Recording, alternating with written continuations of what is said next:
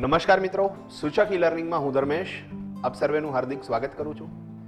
મિત્રો, આપણે capital gain ટેક્સની under section 54 અંતર્ગત અમુક જે પ્રશ્નો છે તે ગયા સેશનમાં સમજી ગયા છીએ. મિત્રો, આજના સેશનની અંડર સેક્શન 54 EC અને અંડર સેક્શન 54F સંબંધિત આપણે વાત કરવાના છીએ. હવે પ્રશ્ન એ થાય કે આ કલમો શેના માટેની છે? મિત્રો, આ એક્ઝમ્પશન છે કેપિટલ ગેઇન માટેનું. મીન્સ જો કેપિટલ ગેઇન ટેક્સ થતો હોય તો આ કલમની અંદર એવા ઉપાયો સૂચવેલા છે કે જેના ઉપયોગથી તમે તમારા ટેક્સને રિમૂવ કરી શકો અથવા ઓછો કરી શકો. તો મિત્રો, ચાલુ કરીએ આજનું સેશન અંડર સેક્શન 54 EC અને અંડર સેક્શન 54F. મિત્રો, અંડર સેક્શન 54 તમને સરસ રીતે સમજાઈ ગઈ હશે. હવે આપણે વાત કરીએ અંડર સેક્શન 54 EC અંતર્ગત.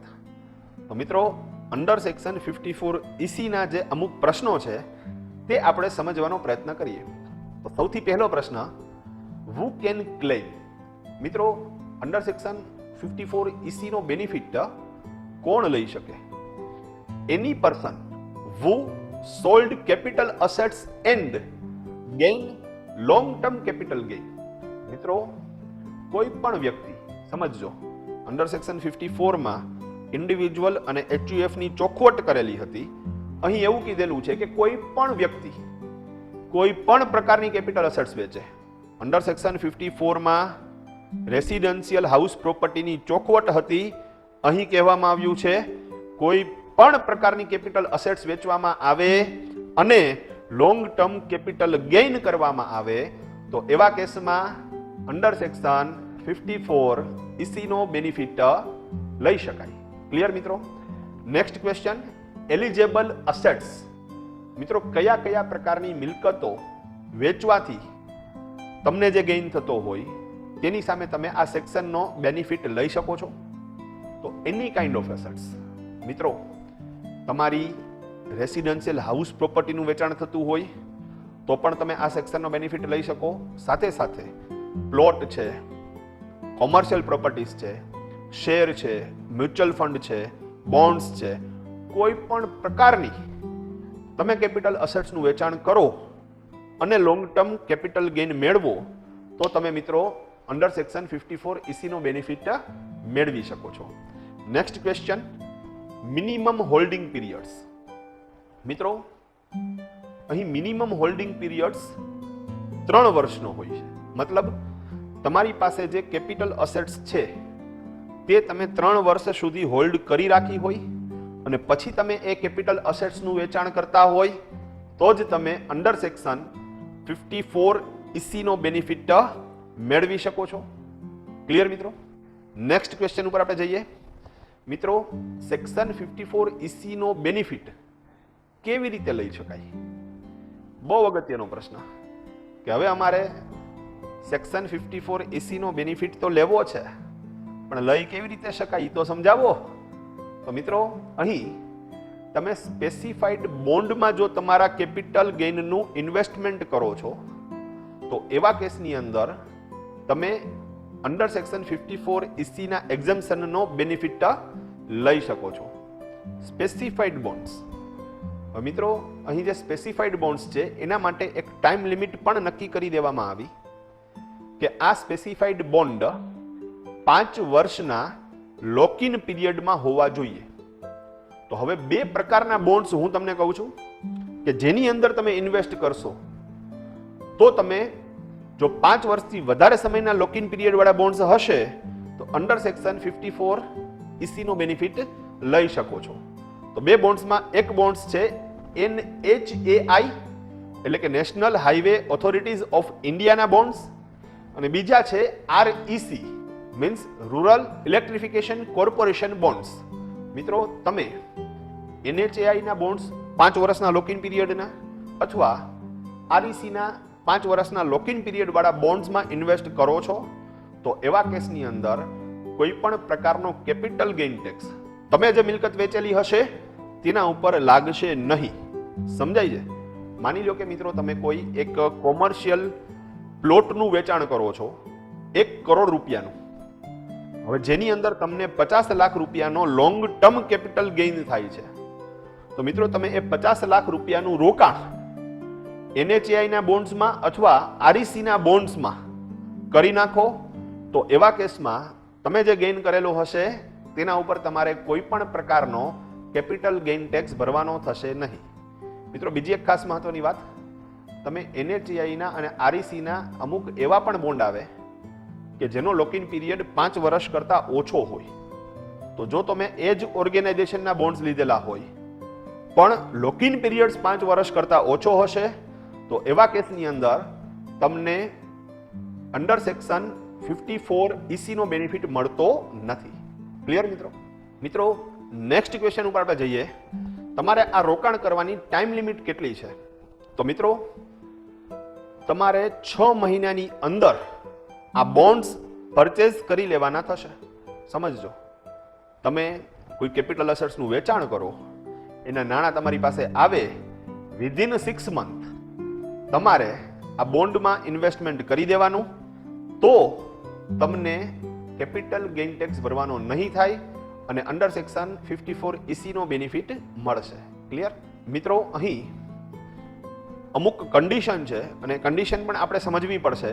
તો પહેલા નંબરની કન્ડિશન, મિત્રો તમે જે કેપિટલ ગેઇન કરેલો છે, જેનું તમે આ બોન્ડ્સમાં ઇન્વેસ્ટમેન્ટ કરવાના છો, તો તેની મેક્સિમમ લિમિટ 50 લાખની છે.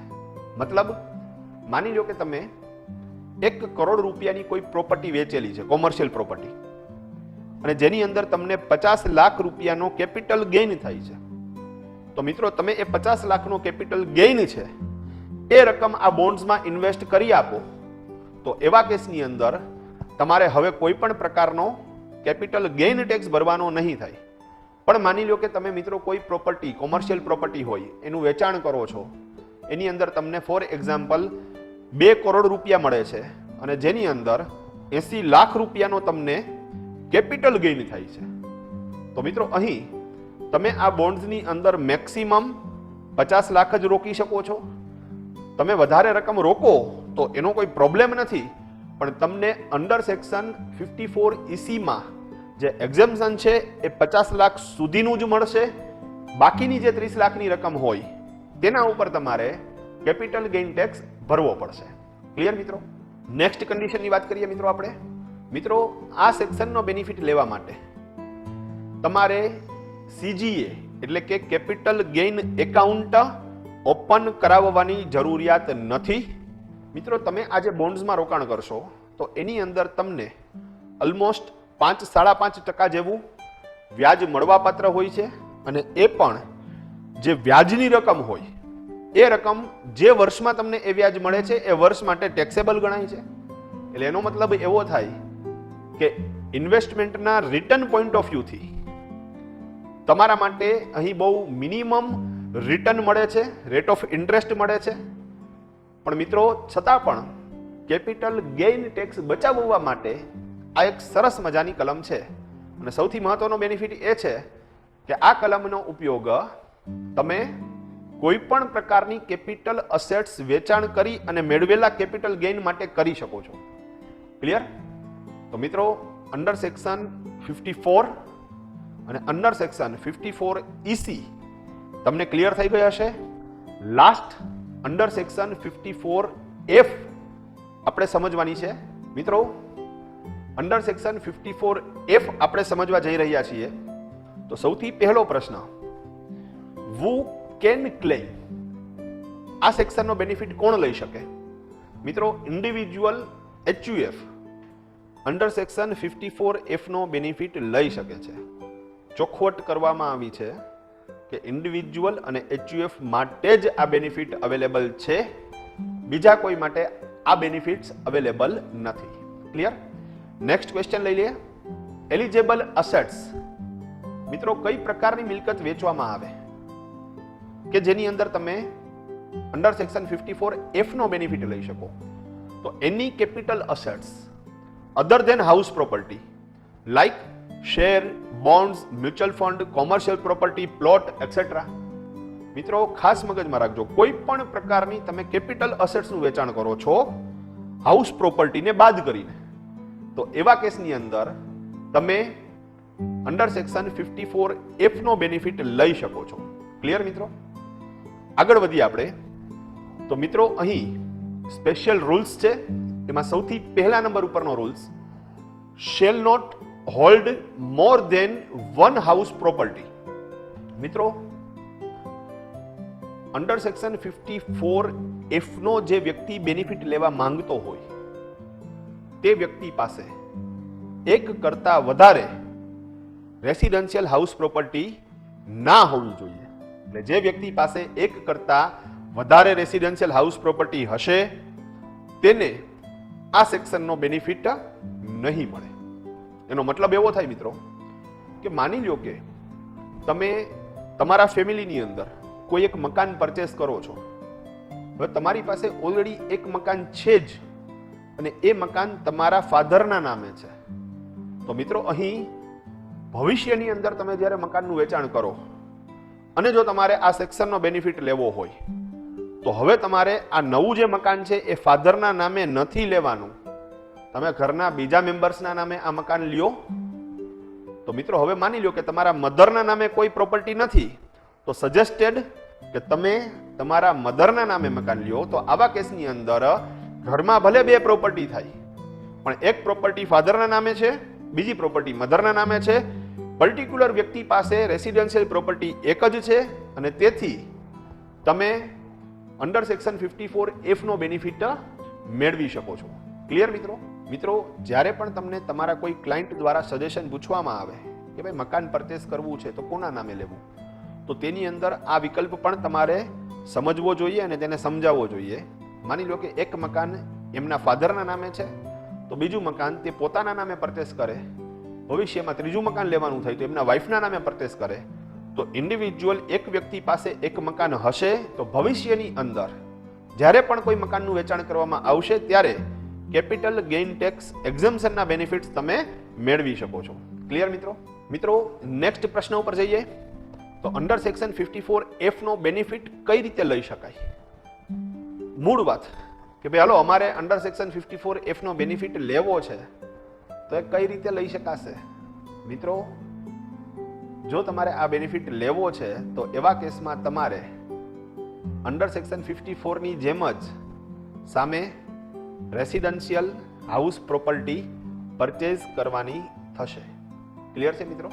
ફરીથી તમારે રેસિડેન્શિયલ હાઉસ પ્રોપર્ટી પરચેઝ કરવાની થશે. તો મિત્રો માની લો કે કોઈ વ્યક્તિ એની એક ઓફિસનું વેચાણ કરતો હોય. હવે એ ઓફિસનું વેચાણ કરી અને સામે એક ઘર લેવા માંગતો હોય તો એવા કેસની અંદર તે પોતે નવું ઘર પરચેસ કરતી વખતે મળેલા નાણાંનો ઉપયોગ કરી અને કેપિટલ ગેઇન ટેક્સમાંથી બચી શકે. પણ અહીં ખાસ મગજમાં રાખજો કે માની લો કે એ વ્યક્તિ પાસે ઓલરેડી એક મકાન છે જ પોતાના નામે, સાથે સાથે તેની પાસે એક ઓફિસ પણ છે. હવે એ ઓફિસનું વેચાણ કરે અને એની બદલે એ પોતે સામે એક બીજું મકાન ખરીદ કરે તો અહીં એ વ્યક્તિ પાસે બે મકાન થાય અને એ કેસની અંદર એને અંડર સેક્શન 54F નો બેનિફિટ મળતો નથી. ક્લિયર મિત્રો? તો ખાસ એટલા માટે જ પહેલા તમને જણાવેલું કે તમે જે પ્રોપર્ટીઝ પરચેસ કરો છો તે અલગ અલગ વ્યક્તિના નામે કરશો તો ભવિષ્યની અંદર જ્યારે પણ એ પ્રોપર્ટી વેચવામાં આવે ત્યારે કેપિટલ ગેઇન ટેક્સમાંથી તમને બચવાના રસ્તાઓ મળી શકે. ક્લિયર છે મિત્રો? મિત્રો તો ખાસ મગજમાં રાખજો, તમારે મળેલ રકમ ક્યાંય ઇન્વેસ્ટ કરવાની છે તો એ એક જ જગ્યાએ ઇન્વેસ્ટ કરવાની છે અને એ છે રેસિડેન્શિયલ હાઉસ પ્રોપર્ટી. બીજી એક વાત મિત્રો ખાસ મગજમાં રાખજો કે અહીં એન્ટાયર સેલ એમાઉન્ટ તમારે ઇન્વેસ્ટ કરવાની થશે. જો એક ડિફરન્સીસ છે અંડર સેક્શન 54 ની અંદર મિત્રો જે કેપિટલ ગેઇન હતો એ જ રકમ ઇન્વેસ્ટ કરવાની થતી હતી, પણ અહીં તમને મળેલી ટોટલ સેલ એમાઉન્ટ તમારે ઇન્વેસ્ટ કરવાની થાય. ફોર એક્ઝામ્પલ તમે કોઈ એક ઓફિસનું વેચાણ કરો છો અને તેની અંદર તમને ટોટલ 1 કરોડ મળે છે. હવે જેમાં કેપિટલ ગેઇન 50 લાખ જ છે તો તમારે માત્ર 50 લાખ જ રોકવાના એવું નથી, પણ મિત્રો અહીં તમારે ટોટલ 1 કરોડ પૂરેપૂરા હાઉસ પ્રોપર્ટીની અંદર ઇન્વેસ્ટ કરવાના થશે તો જ મિત્રો તમને અંડર સેક્શન 54F નો બેનિફિટ મળશે. તો અહીં total entire sales amount to be invested, બધી જ રકમ ઇન્વેસ્ટ કરવાની થાય. બીજી ખાસ મહત્વની વસ્તુ મિત્રો, તમે રેસિડેન્શિયલ પ્રોપર્ટી છે એ કન્સ્ટ્રક્ટેડ પ્રોપર્ટી લઈ શકો છો, એટલે તૈયાર મકાન લઈ શકો છો, પણ પ્લોટ તમે લઈ શકતા નથી.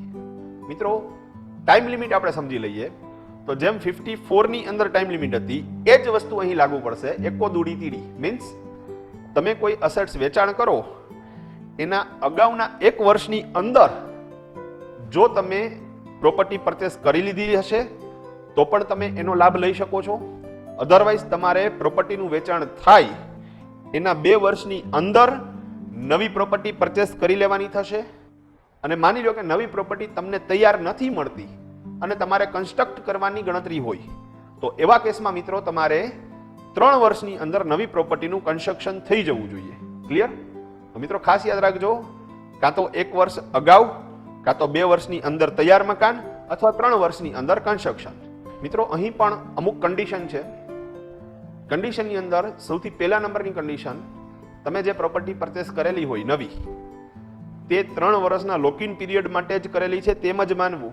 મીન્સ જો તમે 3 વર્ષ પહેલા એ પ્રોપર્ટીનું વેચાણ કરી આપશો તો મિત્રો તમને જે બેનિફિટ મળેલો હશે તે રિવર્સ કરવામાં આવશે અને જે તે ફાઇનાન્શિયલ યરની અંદર તમારે તેના ઉપર ઇન્કમ ટેક્સના સ્લેબ મુજબ ટેક્સ ભરવાનો થશે. એક. અને બીજી કન્ડિશન મિત્રો, તમે જે પ્રોપર્ટી વેચેલ હોય, તમે જે એસેટ્સ વેચેલ હોય તેના જે તમને નાણાં મળે તો એવું ના બને કે તમે તાત્કાલિક એને ઇન્વેસ્ટ કરી આપો. તો એ નાણાં તમારે તમારી પાસે નથી રાખવાના, એ નાણાં તમારે તમારા સેવિંગ્સ ખાતામાં નથી રાખવાના, એ નાણાં તમારે તમારા કરંટ ખાતામાં નથી રાખવાના, પણ એના માટે થઈને તમારે બેંકમાં CGA એટલે કે કેપિટલ ગેઇન એકાઉન્ટ ઓપન કરાવવાનું થશે. મિત્રો મોટા ભાગની બેંકમાં કેપિટલ ગેઇન એકાઉન્ટ ઓપન થાય છે, પણ છતાં અમુક બેંક જો આ સ્કીમનો બેનિફિટ ના આપતી હોય તો તમારે એવી કોઈ બેંક સર્ચ કરવી પડશે.